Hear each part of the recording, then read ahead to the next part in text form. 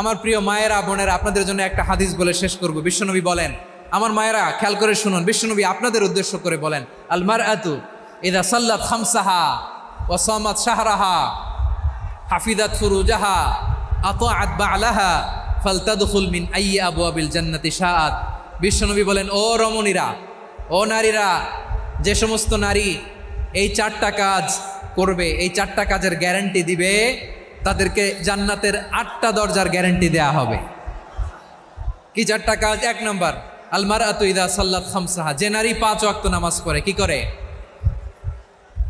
জেলা স্টেডিয়ামে অবস্থানরত আমার নারীরা বোনেরা, বিশ্বনবী আপনাদেরকে 4টা কাজের কথা বলেছেন, খুব বেশি না।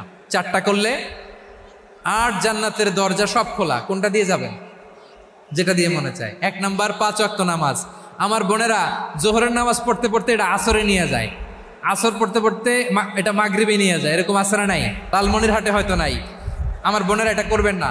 ইন্নাস সালাতা কানাত আলাল মুমিনিনা কিতাবাম মাওকুতা, সময় মতো পড়বেন। সামাত শাহরা, রমাদানের রোজাগুলো রাখবেন। হাফিজাত ফুরুজাহা, যে নারী তার চরিত্রকে হেফাজত করে, তার প্রাইভেট হেফাজত করে, তার লজ্জাস্থান হেফাজত করে। ও মায়েরা, আপনার এই গর্ভ যে কত দামি আপনি জানেন না। আপনার এই গর্ভ থেকে জন্মাবে আগামীর সালাহুদ্দিন আল আইয়ুবী। আপনার গর্ভ থেকেই জন্মাবে ইমাম আল মাহদি আল মুনতাজার। আপনার পেট থেকে জন্মাবে আবু সাইদের মতো বীর সৈনিক।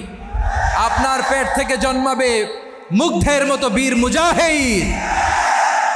আপনি জানেন না কে আসবে আপনার পেট থেকে। সময়টাকে কাজে লাগান, ইসলামকে বোঝেন, মানেন, আমাদের ইসলামিক লেকচারগুলো শোনেন। আমরা যে বার্তাগুলো, ইনস্ট্রাকশনগুলো, দিক নির্দেশনাগুলো আপনাদের খেদমতে রাখি, এগুলো মেনে চলুন। আপনিই পারেন আপনার ঘরটাকে জান্নাতের টুকরা বানাতে। একটা family, it's a very big institution and you are the MD, the managing director of this institution. চিল্লায় বলেন ঠিক কিনা? চাইলেই পারেন ঘরটারে জান্নাতের টুকরা বানাতে। 5 ওয়াক্ত সালাত, রমাদানের রোজা, নিজের চরিত্রের হেফাজত, ও আতাআত বা'লাহা, স্বামীর আনুগত্য। এটাতে অনেকে ভুল করে থাকে। হায় রে আমার বোনেরা, স্বামীর আনুগত্যকে এটা নিজের অপমান মনে করবেন না। আপনার স্বামী আপনার সবচেয়ে বড় গার্ডিয়ান, তিনি আপনার সবচেয়ে ভালো চায়। নারী কখনো গার্ডিয়ানশিপের বাইরে থাকতে পারে না। হয় আপনি বাবার গার্ডিয়ানশিপের ভেতরে, বাপ না থাকলে ভাই আপনার গার্ডিয়ান, ভাই না থাকলে চাচা গার্ডিয়ান, বিয়ের পরে আপনার স্বামী আপনার গার্ডিয়ান।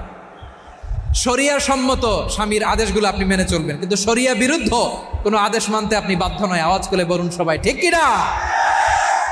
এই 4টা কাজ যদি কোনো নারী করে, বিশ্বনবী বলেন জান্নাতের 8টা দরজা খোলা। তোমার যেটা দিয়ে মনে চায় সেটা দিয়ে জান্নাতে তুমি এন্ট্রি নিতে পারবা। বিষ্ণু ইসা ইসলামের স্ত্রীর নাম ছিল আয়েশা রাদিয়াল্লাহু তাআলা আনহা, আবু বকর রাদিয়াল্লাহু তাআলা আনহুর মেয়ে। আবু বকর রাদিয়াল্লাহু তাআলা আনহুর আরেক মেয়ের নাম হচ্ছে আসমা। কি নাম? দুজনই আবু বকর রাদিয়াল্লাহু তাআলা আনহুর মেয়ে, আসমা আর আয়েশা। নাম দুইটা কেমন লাগে? আসমা নামটা কেমন লাগে? আয়েশা নামটা কেমন লাগে? সবার ভালো লাগে নাই? নাম দুটো আপনাদের ভালো লাগে? লালমনিরহাটে অনাগত যদি কন্যা সন্তান হয়, যদি মনে চায় আসমা রেখে দিতে পারবেন, যদি মনে চায় আয়েশা রেখে দিয়েন। দেশে বিদেশে এয়ারপোর্টে রাস্তাঘাটে শুধু বলে হুজুর একটা নাম দেন, আমার ছেলের একটা নাম দেন, মেয়ের একটা নাম দেন। তো আমার মনে আছে যশোরের আবদিনের মাহফিলে আমি 1-2টা নাম দিয়েছিলাম। আজকে লালমনিরহাটের এই প্রোগ্রামে কন্যা সন্তান যদি হয় 2টা নাম দিলাম, আসমা কিংবা আয়েশা। ইনশাআল্লাহ পড়েন। দুজন বোন, এক মায়ের না, বাবা এক মা দুজন। আয়েশা রাদিয়াল্লাহু তাআলা আনহার মায়ের নাম উম্মে রুমান, আর আসমা রাদিয়াল্লাহু তাআলা আনহার মায়ের নাম কুতাইলা বিনতে আব্দুল উজ্জা। আবু বকর রাদিয়াল্লাহু তাআলা আনহু 4টা বিয়ে করেছিলেন। তো একই ঘটনা ঘটেছে এই ফ্যামিলিতে। আসমা ইসলাম ধর্ম গ্রহণ করে মুসলিমা, কিন্তু তার মা কুতাইলা মুশরিকা। আই রিপিট, বোঝার জন্য আমি আবারও বলি, আসমা রাদিয়াল্লাহু তাআলা আনহা মুসলিমা, আর আসমার মা কুতাইলা। আওয়াজ করে বুঝে থাকলে বলেন, আসমার মা মুশরিকা। তার মানে মেয়ে মুসলিম, মা অমুসলিম। ভেজাল আছে না নাই? কিন্তু কুতাইলা আর ধৈর্য ধারণ করতে পারে না। নার ছেড়া ধন, কলিজার টুকরা ধন, কলিজার টুকরা সন্তান আসমারে দেখতে বড্ড মন চায়। সাইয়েদনা আসমা রাদিয়াল্লাহু তাআলা আনহা মক্কা থেকে হিজরত করে মদিনায় চলে গেলেন হুদাইবিয়ার পর। যখন মক্কা মদিনার ট্রাফিক স্বাভাবিক হলো, মক্কার লোক মদিনায় যায়, মদিনার লোক মক্কায় আসে। কোচাইলা কলিজার টুকরা সন্তান আসমারে দেখার জন্য কিছু উপহার নিয়ে বিশাল মরুপথ পাড়ি দিয়ে মক্কা থেকে মদিনায় যায়। সুবহানাল্লাহ বলেন। এখন মা আসছে মেয়ের সাথে দেখা করতে, মেয়ে তো আর দেখা দেয় না। মেয়ে ভাবছে আমার মা তো মুশরিকা, অপবিত্রা, তার সাথে কি দেখা দেয়া যাবে? বিশ্বনবীর দরবারে চলে গেলেন। সুবহানাল্লাহ বলেন।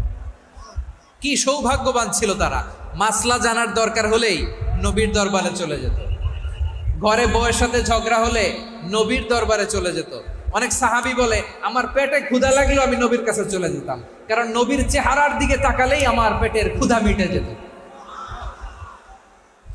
সাইয়েদনা আসমা রাদিয়াল্লাহু তাআলা আনহা বিশ্বনবীর কাছে চলে গেলেন, যে বললেন ইয়া রাসূলুল্লাহ ইয়া হাবিবাল্লাহ ইন্না উম্মি কাদিমাতুন ইলাইয়া ওয়া হিয়া রাগিবা। আমার মা মক্কা থেকে অনেক দূর মরুর পথ পাড়ি দিয়ে উপহার সামগ্রী নিয়ে মদিনায় আমার সাথে দেখা করতে এসেছে গো নবী। আমার জানতে বড্ড ইচ্ছে হয় আমি আমার মুশরিকা মায়ের সাথে একটু দেখা করতে পারবো কিনা। আফা আসিলুহা, আগে যেমনি আমি আমার মায়ের সাথে ভালো আচরণ করতাম, যেমনি আমি আমার মায়ের সাথে সদাচরণ করতাম গো নবী, এখন আমি মুসলিমা মা মুশরিকা, এখনো কি আগের মতো সদাচরণ করতে পারবো নাকি? বিশ্বনবী বললেন নাম সিলিহা, হ্যাঁ রে আসমা, অবশ্যই অবশ্যই, আগে ঠিক যেমন তুমি তোমার মায়ের সাথে ভালো আচরণ করতে, এখনো তেমনি আগের মতো ভালো আচরণ করবা। আওয়াজ করে পড়েন সুবহানাল্লাহ। কি ইসলাম আমরা পেয়েছি! কত ব্রড মাইন্ডেড আমাদের ইসলাম, কত ওপেন মাইন্ডেড ইসলাম, কত ওপেন আপ করতে পারে, চিন্তা করতে পারে। বিষ্ণু বললেন হ্যাঁ অবশ্যই, নাম সুলিহা, আগে যেমনি ভালো আচরণ করছো আসমা, এখন ওইরকমই করো, পারলে আরো বাড়াই করো। সুবহানাল্লাহ বলেন। তাহলে আমার যে হিন্দু ভাইয়েরা, হিন্দু বোনেরা, ইমানের বদৌলতে দৌলতে আপনি ধন্য হয়েছেন, আপনার আম্মা আব্বা এখন মুসলমান হয় নাই, তাদের জন্য দোয়া করেন, তাদের জন্য দোয়া করেন, আল্লাহ যেন তাদেরকেও ইমানের দৌলত দান করে। আমরা সবাই পড়ি আমিন, আরো জোরে পড়েন আমিন। এখন বলেন ইসলাম কি ন্যারো মাইন্ডেড রিলিজিয়ান না ব্রড মাইন্ডেড? লালমনিরহাটের যুবক ভাইরা আওয়াজ করো, ইসলাম কি ন্যারো মাইন্ডেড না ব্রড মাইন্ডেড? কতটা ব্রড মাইন্ডেড দেখেন। বিশ্বনবী সাল্লাল্লাহু আলাইহি সাল্লাম অমুসলিমরা যদি নবীকে উপহার দিত, ওই উপহারও বিশ্বনবী গ্রহণ করতেন। সুবহানাল্লাহ পড়েন। আপনার অমুসলিম বন্ধু যদি উপহার দেয় সেটাও আপনি নিতে পারবেন, যেটা নেওয়া জায়েজ। কিন্তু আপনার বন্ধু যদি আপনার মদের বোতল দেয়, নিতে পারবেন? হ্যাঁ, মদের বোতল দিলে পারবেন। আপনার বন্ধু যদি আপনার পর্ক দেয়, পর্ক, শুকরের গোশত মিশ্রিত কোনো খাবার, ওটা নিতে পারবেন না। হালাল যে কোনো জিনিস নিতে পারবেন। বিশ্বনবী সাল্লাল্লাহু আলাইহি ওয়াসাল্লাম অমুসলিমদের দেয়া হাদিয়া গ্রহণ করতেন। কেমন নবী ছিলেন! আমার নবীরে চিনে নেন, আমার নবীর অ্যাটিটিউড জেনে নেন। বিশ্বনবী সাল্লাল্লাহু আলাইহি ওয়াসাল্লাম যখন কোনো জনপদে যেতেন, 3টা অপশন নিয়ে যেতেন। প্রিয় ভাইয়ের আওয়াজ করে বলতে হবে, কোনো জনপদে গেলে আমার নবীর অপশন থাকতো কয়টা? আমার মতো 3 আঙ্গুল উঁচু করে দেখান আর বলুন, আমার নবী কোনো জনপদে গেলে কয়টা অপশন নিয়ে যেতেন? 1 নম্বর অপশন আসলিম তাসলাম। নতুন এলাকায় গেলে বলতেন আসলিম তাসলাম, ইসলাম ধর্ম গ্রহণ করো, শান্তিতে থাকবা, আমার ভাই হয়ে যাবো, আমরা ভাই ভাই, ইসলাম মানো, আমরা ভাই ভাই। অপশন নাম্বার কত? 1। যদি বলে না ইসলাম মানবো না, ওকে, অপশন নাম্বার 2, মুসলিম হওয়ার দরকার নাই, লা ইকরাহা ফিদ্দিন, ইসলামে কোনো বাড়াবাড়ি নাই। খ্রিস্টান আছো থাকো, বৌদ্ধ আছো থাকো, ইহুদি থাকতে চাও থাকো, কিন্তু আমরা যেহেতু রিজিওনাল সুপার পাওয়ার, আমাদের আন্ডারে থাকো, ট্যাক্স দিয়া থাকো, এটার বলে জিজিয়া। আলেম যারা আছেন বুঝবেন, এটার আরবিতে কি বলে? জিজিয়া। You pay us the tax, we will give you the security. তোমরা ট্যাক্স দিবা, আমরা সিকিউরিটি দিব। ইসলাম, ইসলাম মানব, শান্তিতে থাকবা, ভাই ভাই, আমরা ভাই ভাই। অপশন নাম্বার 2, ট্যাক্স দাও, আমরা নিরাপত্তা দিব, মুসলিম হওয়া লাগবে না। এখন 1 নাম্বারও মানে না, 2 নাম্বারও মানে না, মুসলিম হবো না, ভালো, খ্রিস্টান থাকো, ট্যাক্স দাও, আমরা সিকিউরিটি দিব না, এটাও মানি না। বিষ্ণু বলেন, তাহলে তলোয়ার আমাদের আর তোমাদের মাঝে ফায়সালা করবে। মুসলিমও হবে না, ট্যাক্স দিবা, নিরাপত্তা দিব, আমরা সুপার পাওয়ার, আমাদের আন্ডারে থাকবে, এইটাও না। তাহলে তোমাদেরকে তো আমরা বিশ্বাস করতে পারি না, কখন না কখন বিশ্বাসঘাতকতা করো, কার সাথে মিলে হাত মিলাও, তলোয়ার আমাদের মাঝে ফায়সালা করবে। তখন তিনি জেহাদের সশস্ত্র সংগ্রামের ঘোষণা দিতেন। সুবহানাল্লাহ পড়েন। দেখেন, পশ্চিমারা জেহাদকে এইভাবে চিত্রায়িত করে না। ওরা জেহাদ বলতে বুঝায় তলোয়ার, হাত কাটো, গলা কাটো না। জেহাদ সশস্ত্র সংগ্রাম 3 নম্বরে। অধিকাংশ ক্ষেত্রেই বিশ্বনবীর সুন্দর আচরণ দেখে, আরে আমার নবীর যে নুরানি চেহারা, অনেকে তো কেবল সিরেফ চেহারাটা দেখেই কালিমা পড়ে মুসলমান হয়ে গিয়েছে। যারা মুসলিম হয় নাই তারা তাদের ইসলামেই বলবৎ ছিল, ট্যাক্স দিয়ে ইসলামের আন্ডারে ছিল। যারা এটাও মানে নাই ওইটাও মানে নাই, তাদের বিরুদ্ধে জেহাদ। বিষ্ণু ইসলাম 7ম হিজরিতে যখন খায়বার বিজয়ের পরে ইসলাম রিজিওনাল সুপার পাওয়ার হিসেবে আত্মপ্রকাশ করলো, বিশ্বনবী চিঠি লিখলেন অন্যান্য সুপার পাওয়ারের কাছে, রাষ্ট্রীয় চিঠি লেখে এক রাষ্ট্রপ্রধান আরেক রাষ্ট্রপ্রধানের কাছে। ঠিক কিনা বলেন? জানেন না আপনারা? এই যে 24-এর ছাত্র নাগরিক অভ্যুত্থানে, এই অভ্যুত্থান যখন শুরু হয়, আমি তখন সাউথ আফ্রিকাতে, একটা স্ট্যাটাস দিয়েছিলাম, কোটা নয় গোটা দেশ সংস্কার করা লাগবে। শুধু বাংলাদেশ নয়, সারা বিশ্বের বাংলা ভাষাভাষী লোকেরা এই আন্দোলনের সাথে সমর্থন তারা করেছে, এটাকে সাপোর্ট করেছে, তারা সমর্থন দিয়েছে। আমাদের ইউনাইটেড আরব আমিরাতের বাংলাদেশি ভাইয়েরা, তারা সেখানে রাস্তায় নেমে এসেছিল, জানেন? ওইখানে ডেমনস্ট্রেশন করা যায় না, সেখানকার সরকার তাদেরকে যাবজ্জীবন দিয়েছিল। তখন আমাদের এই যে প্রধান উপদেষ্টা ডক্টর মোহাম্মদ ইউনূস সরাসরি G2G বলে, এটা G2G, government to government, G2G, উনি চিঠি লিখলেন যে তাদেরকে, ইউর হাইনেস, হে সম্মানিত আমির, আপনি আমার এই চিঠির কারণে আমার সম্মানে এই 53 জন বাংলাদেশিকে মাফ করে দেন। এই চিঠির বদৌলতে বেকসুর খালাস পেয়ে গিয়েছিল আমাদের ভাইরা। জানেন না এই ঘটনা আপনারা? তাহলে গভর্নমেন্ট টু গভর্নমেন্ট চিঠি দেওয়া হয়। 7ম হিজরিতে বিষ্ণু ইসলাম সব সুপার পাওয়ারের কাছে চিঠি দিলেন, রোমান সম্রাটের কাছে, পারস্য অধিপতির কাছে, মিশরের অধিপতির কাছে, সবার কাছে চিঠি লিখলেন।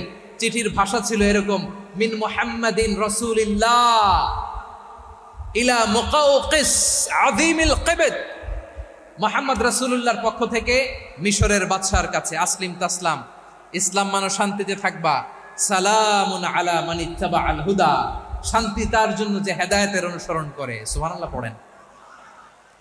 তো এই চিঠি অনেকে ভালোভাবে রিসিভ করেছে, অনেকে এই চিঠি পাওয়ার পরে নবীর কাছে আবার ইন রিটার্ন উপহার পাঠিয়েছে। কি পাঠিয়েছে? উপহার। মিশরের বাদশা মুকাওকিস, তিনি বিশ্বনবীকে বিশাল এক উপহারের ডালি পাঠিয়েছেন। মিশরের বাদশা মুকাওকিস ছিলেন ধর্মে খ্রিস্টান। লালমনিরহাটের ভাইয়েরা আওয়াজ করে বলেন, মিশরের বাদশা ধর্মে কি ছিল? খ্রিস্টান। কি উপহার দিয়েছিল আমার নবীকে? শুনতে মনে চায়? আওয়াজ নাই লালমনিরহাটের গলায়, শুনতে মনে চায়? 1000 স্বর্ণ মুদ্রা, 1000 স্বর্ণ মুদ্রা। 2টা খ্রিস্টান দাসী, একজনের নাম মারিয়া বিনতে শামউন আল কিবতিয়া, আরেকজনের নাম সিরিন বিনতে শামউন আল কিবতিয়া। একজন খ্রিস্টান দাস 20 থান কাপড় জামা বানানোর জন্য, আমরা নবী যেন সেলাই করে জামা বানাতে পারে, এজন্য 20 থান কাপড়, 20 থান ফাইন গার্মেন্ট। সুবহানাল্লাহ পড়বেন না? এরপরে একটা গাধা, যেটার নাম ছিল উফাইর, আর একটা খচ্চর, এটার নাম ছিল দুলদুল। খচ্চর চিনেন? গাধা আর ঘোড়ার ক্রসিং এ যে প্রাণীটা দুনিয়াতে আসে, ওটার খচ্চর বলে। তো এই যে সুপার পাওয়ার খ্রিস্টান বাদশার কাছে নবী চিঠি লিখলেন, ওই খ্রিস্টান বাদশা আমার নবীকে উপহার দিল। বিশ্বনবী এই উপহারগুলো সানন্দে গ্রহণ করেছে। সুবহানাল্লাহ পড়বেন না? তাহলে অমুসলিম কেউ যদি আপনাকে উপহার দেয়, হালাল উপহার হলে আপনি গ্রহণ করতে পারবেন।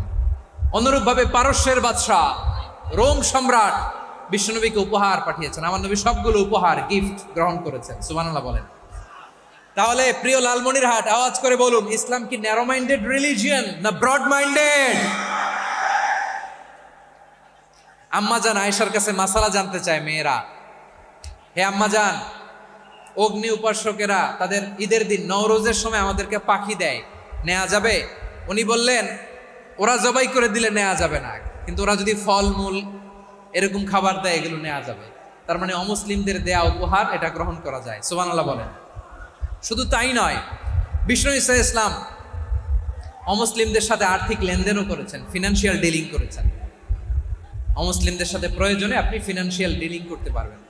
আমরা প্রায় দেখি বাজারের মিষ্টির দোকানগুলো আমার হিন্দু ভাইদের।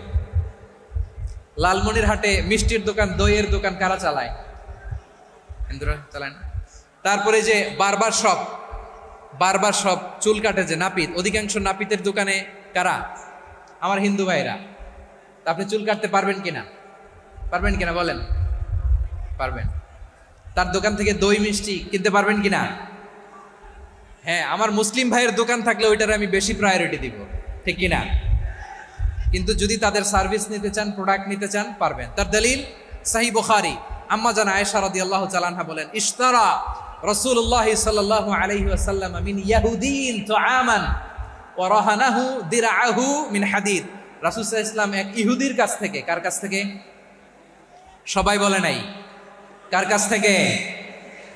আমার নবী, পেয়ারা নবী এক ইহুদির কাছ থেকে জব কিনেছিল। জব, বার্লি, যেটা দিয়ে রুটি বানায়। ওই জবের দাম দেওয়ার টাকা পয়সা নবীর কাছে ছিল না। ফলে নবী ওনার একটা পোশাককে মর্গেজ রেখেছিলেন, মর্গেজ, বন্ধক, যে এখন এটার দাম দিতে পারবো না, কয়েক কেজি বার্লি নিয়ে যাই আর বন্ধক হিসেবে আমার জামাটা রেখে গেলাম, যেই দিন দাম দিব ওই দিন জামাটা ছুটাই নিয়ে যাও। সুবহানাল্লাহ পড়বেন না? বাকিতে নিছিলেন, বাকিতে। দিরআহু মিন হাদিদ, লোহার তৈরি বর্ম, মানে যুদ্ধের পোশাক, লোহা দিয়ে বানানো। বিষ্ণুনবী বললেন কয়েক কেজি জব দাও, টাকাটা পরে দিব, এখন টাকা নাই, বন্ধক হিসেবে, মর্গেজ হিসেবে আমার জামা রেখে গেলাম, যখন টাকা দিব জামা ছুটাই নিব। আওয়াজ করে বলতে হবে সুবহানাল্লাহ। এ থেকে বোঝা গেল অমুসলিমদের সাথে ফিনান্সিয়াল ডিলিং করা যায়, অর্থনৈতিক লেনদেন করা যায়, কেনাবেচা করা যায়, প্রোডাক্ট কেনা যায়। এমনকি আমাদের মসজিদে নববীতে বারান্দায় আপনারা একটা অটোমেটিক ফ্লাইং আমব্রেলা দেখছেন? সূর্য যখন বাড়ে মসজিদে নববীর বারান্দায় ইয়ার্ডের মধ্যে অটোমেটিক্যালি কিছু আমব্রেলা আছে, সাঁ করে খুলে যায়, আর সূর্যের তাপ লাগে না। আবার সন্ধ্যাবেলায় এই আমব্রেলাগুলো ওরা ক্লোজ করে ফেলে, দেখেন নাই না? দেখছেন? এই মসজিদে নববীকে সর্বোচ্চ উন্নত মানের কনস্ট্রাকশন ইনফ্রাস্ট্রাকচারে ডেভেলপ করার জন্য কর্তৃপক্ষ কিছু অমুসলিম ইঞ্জিনিয়ারের, ডিজাইনারের সহায়তা নিয়েছিল। সুবহানাল্লাহ বলেন। কোন দলিলের ভিত্তিতে? এই দলিলের ভিত্তিতে যে বিষ্ণু ঈসা ইসলাম অমুসলিমদের সাথেও লেনদেন করেছেন। আওয়াজ করে বলতে হবে আল্লাহু আকবার। শুধু তাই নয়, ইন কেস অফ ইমার্জেন্সি, প্রয়োজনে ইসলামের খাতিরে, ইসলামকে সামনের দিকে এগিয়ে নিয়ে যাওয়ার জন্য অমুসলিমদের সাপোর্ট নেওয়া জায়েজ আছে। সুবহানাল্লাহ বলেন। অমুসলিমদের সাপোর্ট নেয়া, তাদের থেকে অর্থ নেয়া, পলিটিক্যাল সাপোর্ট, পলিটিক্যাল অ্যাসাইলাম নেওয়া জায়েজ আছে। আমাদের অনেক বিশ্ববরেণ্য দায়ীরা আমেরিকায় অস্থায়ীভাবে অ্যাসাইলাম নিয়ে থাকে, নিজের দেশে গেলে ফাঁসিতে ঝুলাই দিবে। যুগ যুগ ধরে দায়ীদের উপরে এরকম অত্যাচার আর নির্যাতন আছে না নাই? মিশরের অনেক দায়ীরা পাশ্চাত্যে যেয়ে থাকে। এই যে তারা পলিটিক্যাল অ্যাসাইলাম নিয়ে থাকে, রাজনৈতিক আশ্রয়ে, এটা জায়েজ আছে না? এটা যে জায়েজ আছে তার প্রমাণ স্বয়ং বিশ্বনবী সাল্লাল্লাহু আলাইহি ওয়াসাল্লাম পলিটিক্যাল সাপোর্ট নিয়েছিলেন অমুসলিমদের কাছ থেকে। সুবহানাল্লাহ বলেন।